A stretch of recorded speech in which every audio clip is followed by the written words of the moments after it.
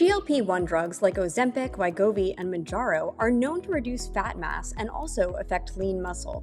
In the ICU, where patients already experience severe metabolic stress and muscle breakdown, clinicians have worried that these medications might worsen outcomes, resulting in longer hospital or ICU stays and increased mortality. A new study by researchers from Stanford's Department of Medicine sheds light on this concern, offering reassurance to clinicians and patients alike. GLP-1 receptor agonists are a class of medications that mimic a natural hormone in our bodies called GLP-1, and GLP-1 is responsible for sugar regulation as well as appetite. So common indications for this medication include diabetes, obesity, and increasingly, cardiovascular disease, kidney disease, and so on. This project started after a discussion I had with Dr. Ahuja when I was a third-year resident on the consult service. And she had identified this critical gap in the association between GLP-1 agonist use, or at least patients who had been on it, and critical care outcomes. We're seeing that more of our ICU patients happen to be on these medications, yet we don't really understand what the implications are as to critical care outcomes.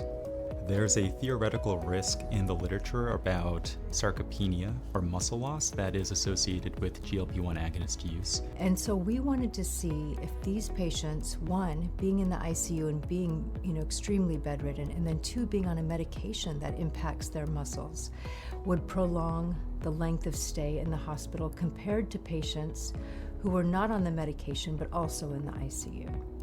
This was a retrospective study looking at prescription records where we paired patients who had been in the ICU and were on GLP-1 agonists with matched controls. We did not find any significant differences in in-hospital mortality, hospital length of stay, or ICU length of stay. So taken together, these findings suggest that having been on a GLP-1 agonist does not seem to adversely affect critical care outcomes, at least not in the ways that we measured.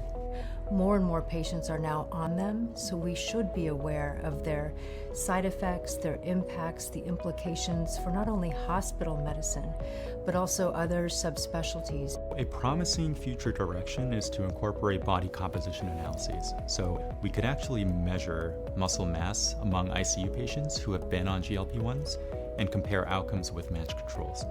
It's quite important to consider long-term outcomes as well. So what does functional recovery look like after discharge? Does the duration of GLP-1 actually matter? Do the specific types of GLP-1 agents matter as well? So these questions will help us move forward from identifying associations to starting to develop clinical insights and optimize the care that we can give to this growing patient population.